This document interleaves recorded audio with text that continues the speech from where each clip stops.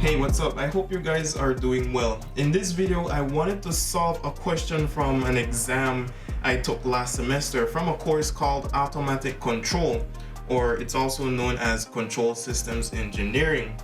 So the first question says, consider the electrical circuits shown in the figure, which is referring to this circuit down here. The first question says, find the transfer function relating the output voltage VO of S to the input voltage VI of S. Now, to find the transfer function, you need to understand what is a transfer function, and that means you need to understand what is a control system as well. So believe it or not, we use control systems almost every single day in almost anything we do. Take for example the air conditioner. We'll draw a little block diagram here. Sorry, I'm a terrible drawer. But this is just a rough example. We'll draw a little block diagram here. And this is the input and this is the output. So let's say this box in the middle here is your air conditioner, and let's say you want to set your room temperature to a nice and cozy 72 degrees Fahrenheit. So you set your air conditioner temperature using the remote, and the output you expect it to be at 74 degrees Fahrenheit, right? So when you set that temperature, there's a function that happens in here that is called the transfer function, which is a mathematical model that relates the output to the input. So for any input, this transfer function will determine what will be the output. So if I enter maybe 80 degrees, 74 degrees, 70 degrees, whatever I input here will go through the transfer function, and it will give me an output of that temperature in this case that I wanted. So basically that is the transfer function. It is a mathematical model that relates the input to the output. So that's what we're being asked to find in this question, which is the transfer function of the voltage VO to the voltage VI. So we can pretend that this is maybe a control circuit of an air conditioner, and we're asked to find the transfer function relating these two variables together. Now the second thing I need to mention here is that this course involves a lot of Laplace transform, and to put it as simple as possible, the Laplace transform basically transforms a variable, usually in the time domain or a variable of time, to the complex frequency domain. So you'll find that these elements here, the inductance and the capacitance, which are time dependent, will end up with a variable S beside it, as you will see later on when I go ahead and solve these problems. So our first step in solving this problem is to convert the passive elements to its Laplace transform. So in this circuit we have a resistance R, we have a inductance L, and we also have a capacitance C. So its Laplace transform for R is simply R, the Laplace transform for L is LS, and the Laplace transform for C is 1 over CS.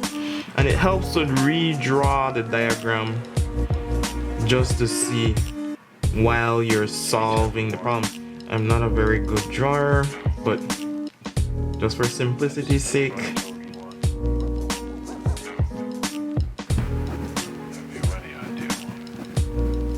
oops, this should be. So these are VI of S, VO of S.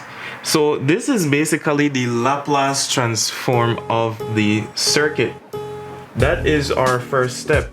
Now the second step is to divide this circuit here into meshes. We're using the mesh method in solving this problem.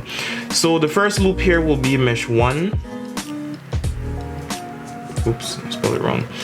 And this will have I1 of S, and this will be mesh 2, which will have a current I2 of S. And that is our second step, to divide this circuit into two meshes, which will help to simplify this problem. The third step is to use Kirchhoff voltage law to get the two equations from the meshes. From mesh 1, the equation for this mesh will be VI of S minus R1 I1 of S minus LS I1 of S plus LS I2 of S is equal to 0.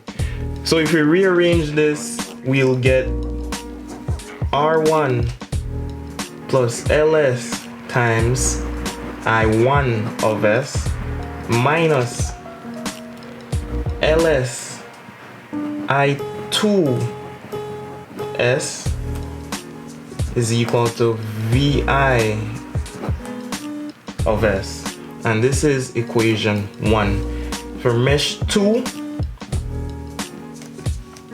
we'll have negative LS I2 of S plus LS I1 of S minus 1 over CS I2 of S minus R I2 of S is equal to 0. And rearranging this will give you negative LS I1 of S plus open bracket LS plus 1 over CS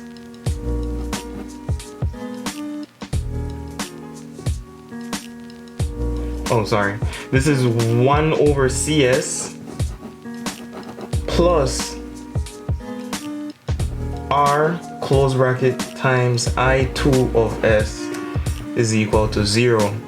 So this is our equation 2. So we'll use these two equations for our next step, equations 1 and equation 2. Our next step is to use Cramer's rule. Cramer's rule to find I2. The reason why we're looking for I2 is because that is the current which is associated in the second mesh, which is associated with R. And R, since it's parallel, will have the same voltage as VO of S. So we're concerned with I2. I2 will be the determinant, because we're dealing with matrix now, if you've ever heard of Cramer's rule. I2 will be the determinant of R plus LS, negative LS, VI of S, and 0 over the determinant of R plus LS, negative LS, negative LS, and this right here, LS plus 1 over CS plus R. And if you know the determinant, it's this times this minus this times this, and this times this minus this times this. So that's how we go about solving this, but trust me, it gets really complicated from here, so just follow along. So this will be, if we're solving the numerator first, the determinant of this, R plus LS times 0 will be 0. VI of S times negative LS will be negative LS times VI of S over the determinant of the denominator. So it'll be this term here times this term here. So we'll have open bracket R plus LS times LS plus 1 over CS plus R close bracket times these two. So it's this times this minus this term times this term, and if you notice, these two are negative. So if you multiply these two together, you'll get a positive and a positive, and we need to minus them, so it'll be minus L squared S squared. So from here we need to simplify this term. Now I usually go ahead and simplify the denominator first. So if you notice here in this term, we have fraction here, which is the 1 over CS. So we'd want to simplify this first. So I just go ahead and do that here.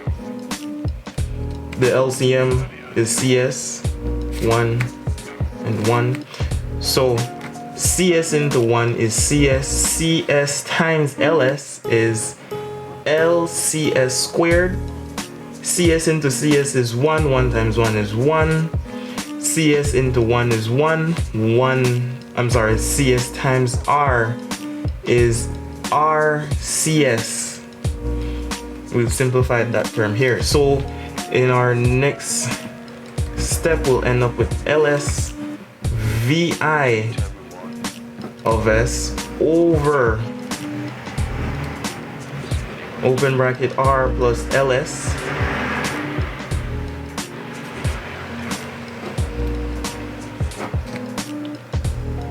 LCS squared plus 1 plus RCS over CS close bracket minus L squared S squared. So our next step will be to distribute this term into this term, which will give you negative LS VI of S over, and this expression, this denominator will be really long. So it'll be R into LCS squared, which will be which will be R LCS squared plus R squared CS. Now LS times LCS squared, which will give you plus L squared CS cube plus LS plus R LCS squared, and this is all over CS minus L squared S squared. So as you can see, that's a really complicated denominator. So our next step would be to simplify this denominator here, and we have all of this minus L squared minus S squared. So we want to simplify this and find the LCM, which is CS. CS into CS is 1. 1 times all of this is just all of this, which is R LCS squared plus R squared CS plus L squared CS cube plus LS plus RLCS squared. Then CS into 1 is CS. CS times L squared times S squared is, remember the negative, is, well, I'll just say L squared CS cube. So if we were to rewrite this entire thing, LS VI of S all over R LCS squared plus R squared CS plus L squared CS cube plus LS plus R LCS squared minus L squared CS cube all over CS. Now upon examination of this, we'll notice that these two terms are equal but opposite, the L squared CS cube minus L squared CS cube. So these terms cancel, which will give us, man, we have to write this over every time, which will give us RLCS squared plus R squared CS plus no, I'm sorry. No, that wasn't there. That would cancel. So plus LS plus RLCS squared all over CS. So we reached this point. So now what do we do? What I did was to multiply by 1, or we can multiply by CS over CS. So it'll be CS times this and CS times this, which will cancel this CS here. So let's do that. We're essentially multiplying by 1. So negative L, let me, all right. So negative LCS squared VI of S over R LCS squared plus R squared CS plus LS plus R LCS squared. And this is what we have so far. Now we're not done yet. We're almost there though. So now we need to remember that VO of S is equal to R times I2 of S, because remember we're finding I2 because this is associated with R, which is equal to the output voltage VO of S. And this VO of S is equal to I2 of S. I'm sorry, VO of S over I2 of S is equal to R. And G of S, which is the transfer function, is equal to VO of S over VI of S. The transfer function is equal to the output over the input. And this is also equal to VO of S over I2 of S times I2 of S over